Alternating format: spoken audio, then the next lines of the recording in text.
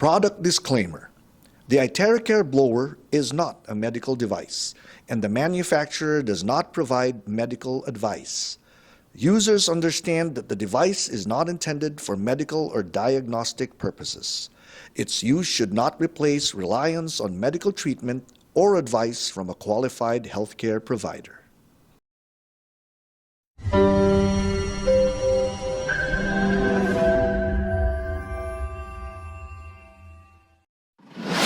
A true leader knows the way, goes the way, and shows the way.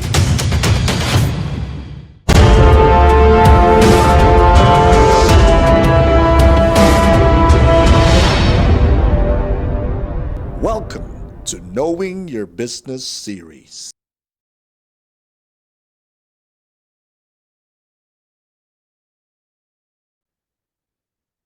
All right. Good more learnings, everyone. Welcome to Pride Philippines Knowing Your Business series. I'm Rudolph Cruz, your presenter for tonight's fourth episode, which is our topic discussion is about terahertz. Right? I believe everybody is excited because this is the namesake and flagship of our devices. Right? So let me run you through the scope of our discussion for tonight so that you can manage your expectations since the topic is very, very broad and we only have 1 hour or less to do this discussion, right? So the scope, the first part will be the introduction, right? And then you're going to discuss the frequency, the measurement, illustration, and the EMF. And the second part is the main discussion about terahertz. This will include the general information like properties, its sources, characteristics, applications, benefits, and the future application. And at the end of the discussion, you will now understand frequency related to the quote of Albert Einstein that the future of medicine is frequency. Also, you will have the basic and technical know-how about the specifics and the potential of terahertz. I'm not sure if I'm gonna burst your Bible because I'm not gonna discuss specifically terahertz in our iTeraCare devices. That's gonna be the next level of discussion in the coming series. But rest assured, there will be learning. I believe everybody is now ready. Tama ba? So we are all privileged people of Pride International. So let me start with the introduction about frequency because it will be hard to understand terahertz if you will not understand frequency because terahertz is a kind of frequency. All right, let's get started. Frequency is the rate at which something is repeated over a particular period of time. So the thing that is being repeated here is the cycle. Can you look at the illustration here? So the cycle will start from 0. Can you see the cursor out there? The cycle will start from the 0 degrees there, going up above the 90 degrees. Nasusundan nyo ba? Then going back down to the reference axis at 180 degrees. Then going down at 270 degrees. Then going up back to the reference axis at 360 degrees. That completes one cycle. And the rate of that one cycle over a particular period of time is called frequency. So now you know what frequency is. So when you say rate, there is a unit of measurement, right? And the unit of measurement of frequency is hertz. Can you say it? Hertz. Okay, actually it's not plural. Okay, it's not S, it's Z, right? Because if you're going to take away the Z, it's gonna be hurt. It has a different meaning. It's hurt. Okay. but it's hertz, all right? It's Z. So with abbreviation HZ. So be familiar with that. Hertz is the unit of measurement of frequency, okay? And the abbreviation is HZ, capital H and small c, all right? And the period of time is 1 second. So as you can see here, you completed one cycle from 0 all the way to 360. That completes the one cycle in 1 second. And that what you call 1 hertz, right? Can you say 1 hertz, right? So again, the one complete cycle in 1 second is hertz. So there is a equation here. Hertz is equal to cycle over second. It's simply how many cycle in 1 second. That will be the hertz, right? So I'm going to show you some illustration for you to know better, all right? So given the familiar illustration found in our presentation materials, are you familiar with that, right? In one of our slides. So I want you to make use of your imagination, right? So this man will hit the metal to create vibration, right? So the vibration that he will be created will form waves, right? Can you say waves? U waves, right? And the measurement of that wave is frequency, all right? So as you can see there in the example number 1, right? The wave completed one cycle in 1 second and it produces 1 hertz, right? Yan yung example number 1 there in the upper right. And then on the example number 2, in the lower right corner, the wave created 5 cycles. Kumbaga, medyo mas malakas yung vibration na ginawa. So, created 5 cycles. Again, the time is fixed in 1 second. So, the wave created 5 cycles in 1 second. So, it produces 5 hertz. So, that's how you read hertz. All right? So, it's getting manyer already from 1, naging 5. And this time, the example is 20 cycles in 1 second. So, anong tawag doon? How many hertz is that? So, that's 20 hertz. So, that's simple as it was. All right? 20 cycles in 1 second equals to 20 hertz.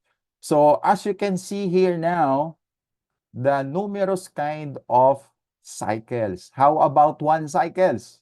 So that's 1,000 hertz or 1 kilohertz.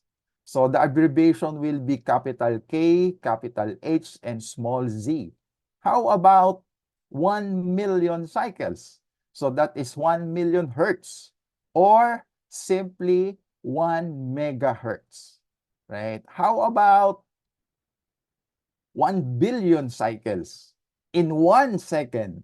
So that will be 1 billion hertz or simply 1 gigahertz. So makikita nyo yung abbreviation dyan sa gilid. So it will be better if you can at least memorize those abbreviations so that when you come along reading research about terahertz, you will know what it means. All right? So here it is now. How about 1 trillion cycles? So that will be 1 trillion hertz or simply THZ 1 trillion hertz. Wow! So now you know how powerful terahertz is by merely the basic measurement. It's about 1 trillion cycles to make it 1 trillion hertz. All right? So I believe you're getting it, right? So here now, let me guide you to the simple spectrum. So from left to right, the frequency is increasing. So it will start from the left, which is the very low frequency, all the way up, going right to the ultra high frequency.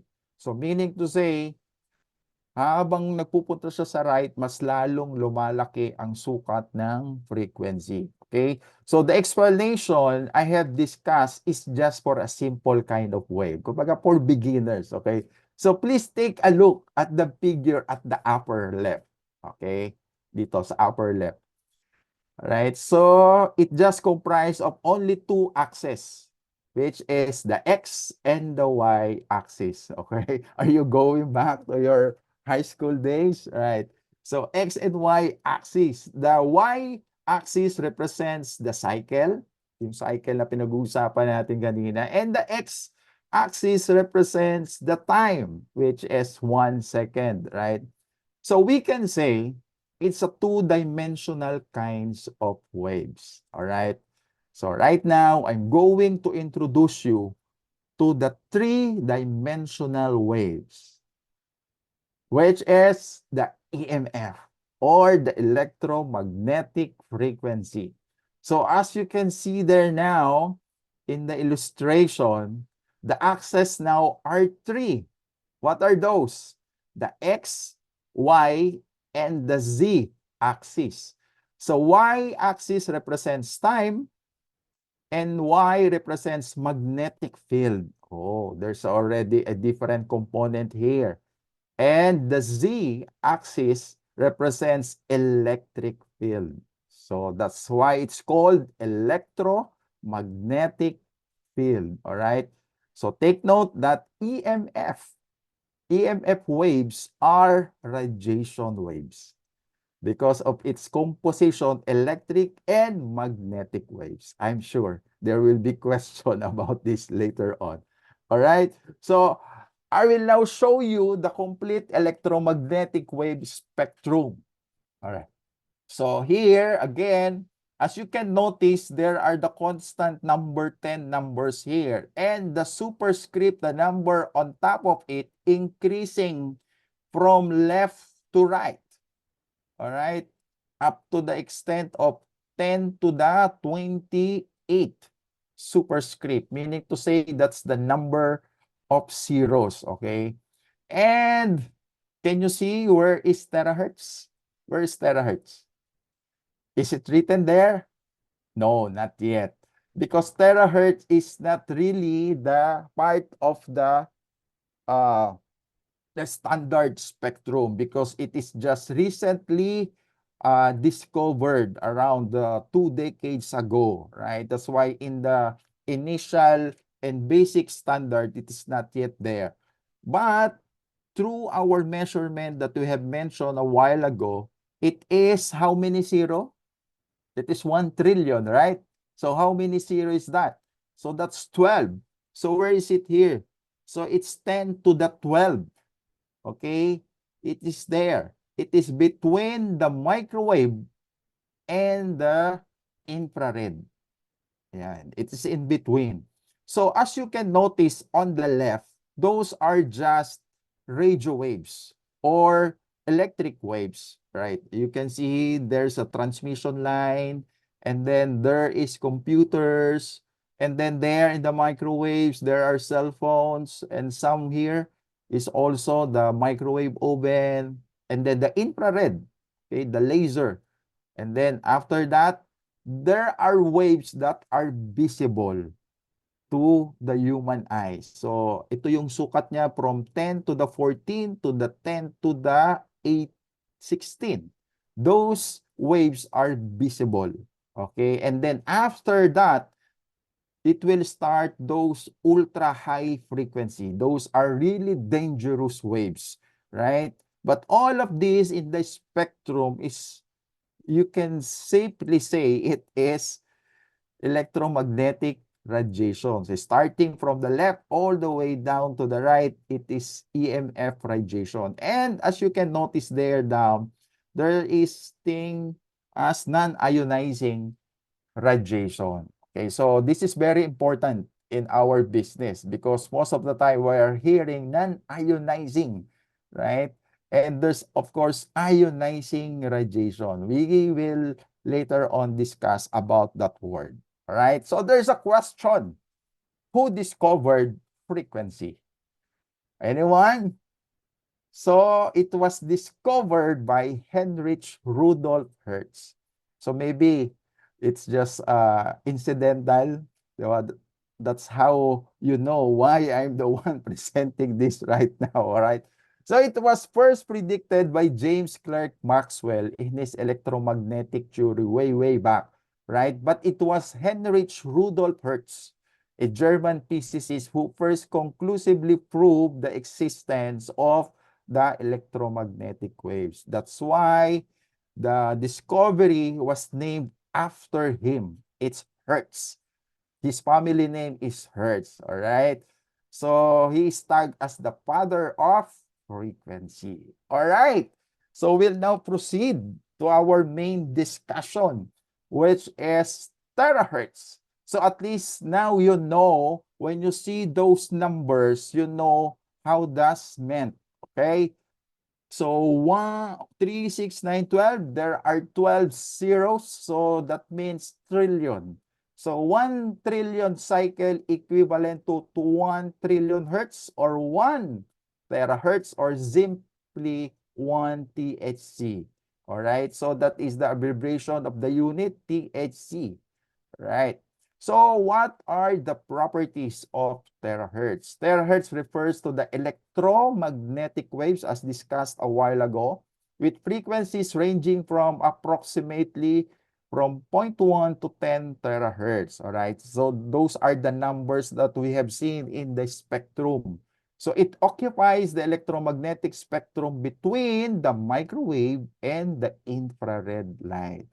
So as you can see here, the example of different waves, the radio waves, the microwaves, right? And then the terahertz is in between infrared. And then after that will be the visible lights and then the ultra high EMFs, which is very dangerous to human, ultraviolet, and the X-rays. All right.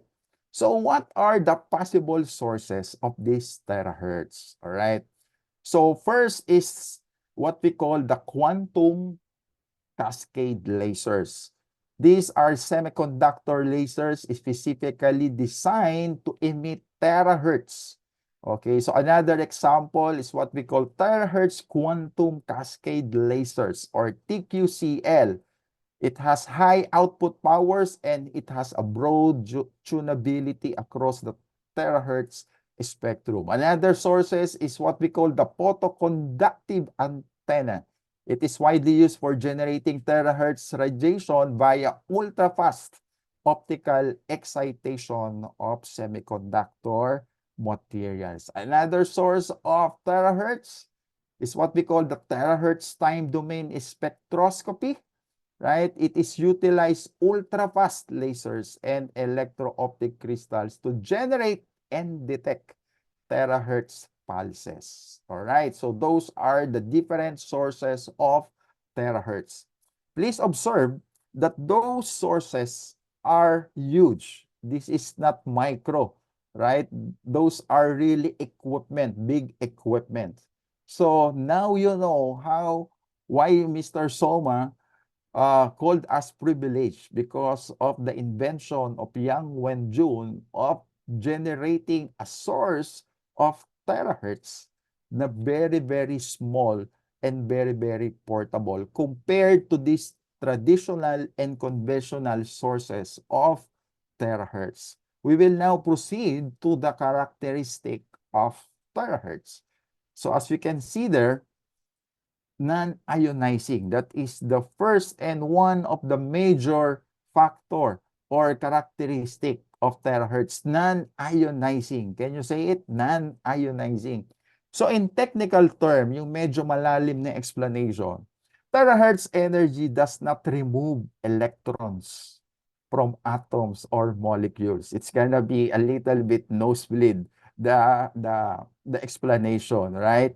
So you can review your chemistry, okay? So making it safer for biological tissue or simply saying that unlike X-ray terahertz, which is yun yung mga high frequency and dangerous EMFs, terahertz waves are non-ionizing. So simply, they don't damage living tissue. Okay, they don't or affect or they don't affect molecules, the composition of the atoms. That's why they are not damaging any human tissue. So this makes them suitable for applications involving human subjects such as security scanners, medical imaging, and potential future medical application where safety is always a concern. So makikita nyo dyan sa picture, the terahertz body scanner. All right, it can also detect that kind of camera that you are seeing there. All right. So another characteristic is penetration depth, right? So terahertz can penetrate tissues like skin, muscles, and teeth only to a limited depth. So now, is it now making it confusing? So I thought it is penetrating 20 to 30 centimeter. Yes, it is. But by terahertz alone, it cannot penetrate to that level. But thankful because again, if you can remember, we have 3-in-1 core technology. We have quantum. And together with quantum, wrap it into one technology, it can now, the terahertz can now penetrate up to 20 to 30 centimeter. All right. But without quantum, but by simply terahertz, it will just penetrate to a particular level in our skin, right? There is epidermis, there is dermis level, all right? So only in a limited depth. Those are the conventional terahertz without the combination of quantum, okay? So that is clear. So we'll now go to the different applications of terahertz. So as you can see here in the illustration or this figure, there's a lot, okay? So I'm going to discuss few of this one by one, right? So first application will be on the spectroscopic application, right?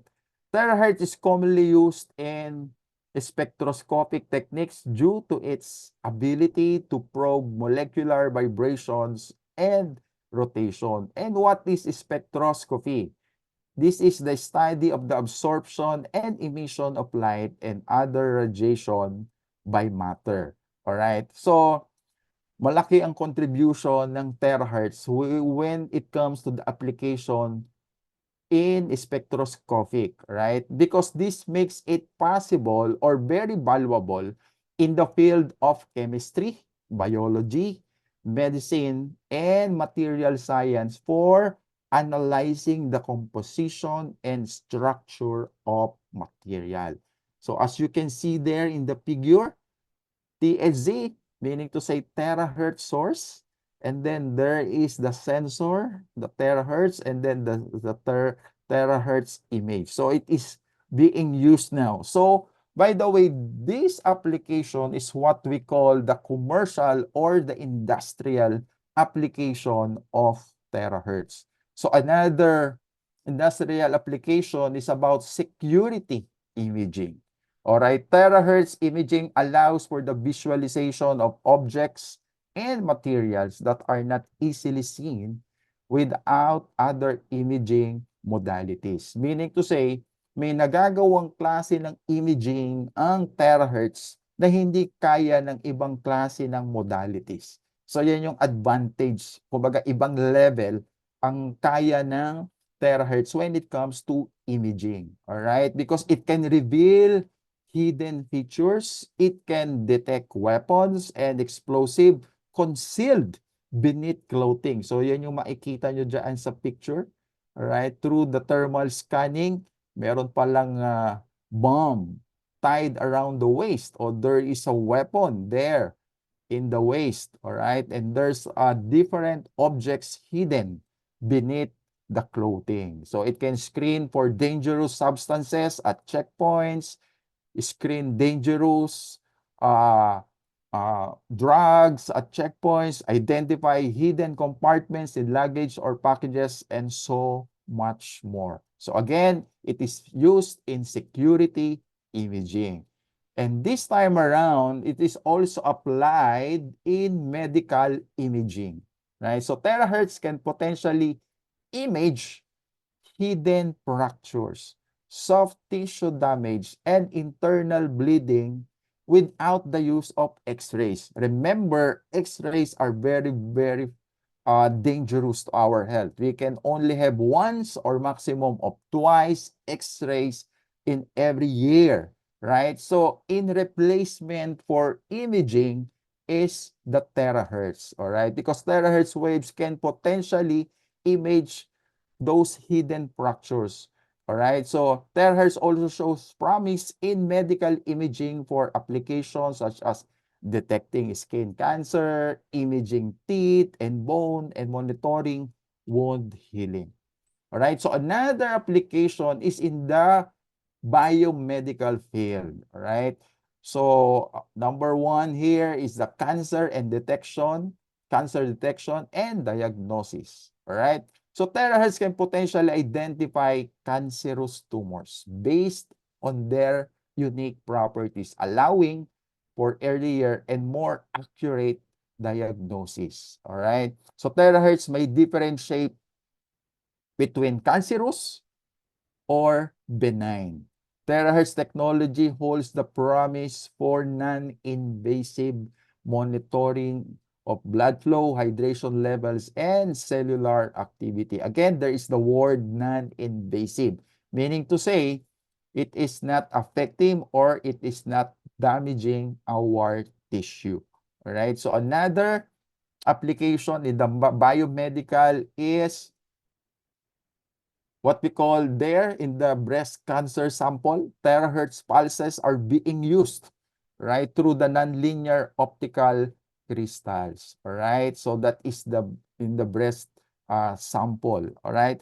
So here, in this write-up, there are scientific data on terahertz and human health that proves that terahertz is being used in the treatment of diseases including various cancers, including the treatment of angina. This is a kind of cardiovascular disease. As you can see here, there's a lot of reviews, mga medical researches and development, right? And another application will be in the biomedical, in the field of neuroscience, right? As you can see here, right? Terahertz waves can affect the nervous system by regulating gene and protein expression. Terahertz waves were used to stimulate the byway acupuncture point. Yan, that is a point there on top of our head, right? So this is a acupuncture point on top of the head, which is one of the most critical areas for regulating neurovascular activity. All right?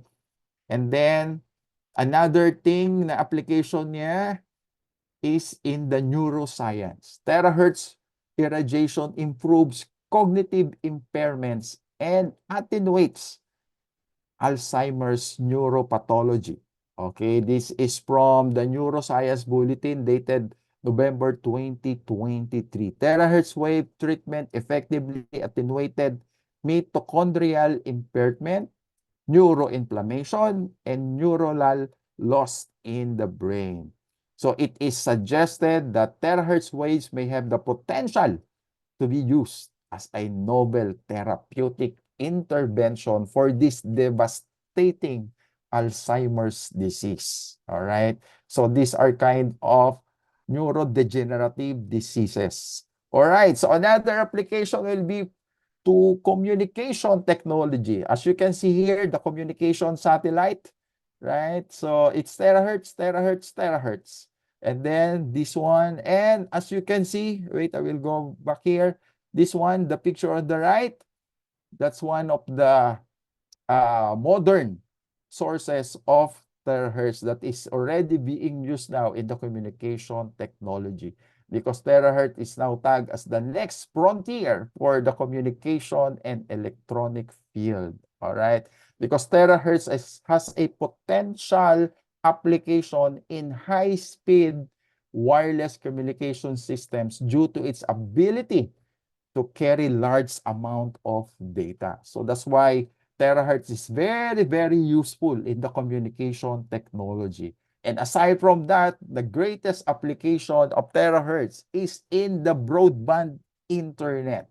So as you can see here, which is the average speed right now in our internet, kung medyo commercial yan, so that's 100 Mbps, right? But the usual thing sa ating mga cellphone is just 5 Mbps. Sa mga corporate, it's 50, ranging from 50 to 100 Mbps. But don't you know that it's just an average speed, right? So right now, the upgraded speed is now 1 GPS or equals to 1,000 times noong 100 Mbps, which is in other countries, they are utilizing now as this as a high-speed internet. But hold your breath. Why? Because meron pang mas mataas dyan. Ito na yung tinatawag natin na 1 Tbps, meaning to say 1 Terabps or 1 million times ng 100 Mbps. That's the most updated ultra high speed internet right now. All right, all those developed countries are already experiencing it now, especially the NASA. NASA is already using those ultra high speed for research and development. All right. So through these applications, we can now summarize the benefits that we can get from all those applications that we have mentioned. As you can see here, it is listed, the enhanced diagnostic capabilities, because early and accurate cancer detection is crucial for improving treatment outcomes and patient survival rates, right? And of course, we want to talk about safety. All right, so this is particularly beneficial for vulnerable populations like children, mga pregnant women, patients undergoing frequent scan. Kasi hindi nga siya po pwede ng puro x-ray. So kailangan ng mga alternatives, and the best alternatives are terahertz devices. Okay, so terahertz devices is non-invasive. Again, meaning it doesn't require needles or incision. This translates to a more comfortable and stress-free experience for patients, especially those with existing medical conditions or anxiety. So again, it is painless and non-invasive procedures when you're going to use terahertz devices. And again, real-time monitoring. This is very, very important, right? Because by providing real-time data, terahertz technology could empower medical professionals to make more informed decisions about treatment. O operahan na ba nila or hindi pa? So that they can plan more for the patient's care. All right? And also, it's what we call the personalized medicine. Personalized medicine offers the potential for more effective and targeted treatments, leading to a better patient outcomes and improve the quality of life. So there's a lot of research papers on the different and numerous health benefits of the terahertz frequency. Name it. We have a lot here. All right. These are the journals, medical journals that we can read as reference for you to really inform that terahertz is really out there in the commercial and industrial usage and really helping a different industries. All right. So I will browse you to the latter part of this discussion about the future applications of terahertz in the next 10 years. All right. So it's gonna be benefiting the manufacturing industry in terms of the quality control. Very strict ang magiging monitoring when you are going to use terahertz in your manufacturing facilities. Okay, so what else It can be also used to non-destructive evaluation. What do we mean by this? It is a kind of test used to inspect and evaluate materials and components or assemblies without causing damage. So this is a big help in the aeronautics, in the aerospace, automotive, jewelry, nuclear plant, all right, defense, oil and gas, and the electronics. Wow, it's really a big help to those industries. What else? It's also be beneficial to healthcare and diagnostic industry, right? It's gonna be a high level of preventive healthcare to all of us, right? So para again, madedetect yung mga tumors pa lang para hindi talaga siya mag-involve into a full-blown cancers. And it's gonna be a high-end and high-tech hospital procedures. Looking at the doctor, how is going to operate a patient using terahertz camera, terahertz source there. Para lang siyang nag-game and watch. But it's gonna be very, very accurate. All right? So, wow, are you really amazed with the characteristic, with the application and the benefits of terahertz? That's why it is called as the wave of light by the American scientists, and also it was called as light of life by the Japanese scientists, and it was called as God's wavelength by the Chinese scientists. It's really terahertz technology. That's why it was tagged as the one of the top 10 technologies that will change the future world. And those terahertz technology is in our iTeracare products, right? That's why it is called as the new revolutionary product in the health and wellness industry. All right, so you have now the idea about frequency, about the general information about terahertz, and that wonderful technology of terahertz is really the one there inside. It's one of the 3-in-1 core technology of our product.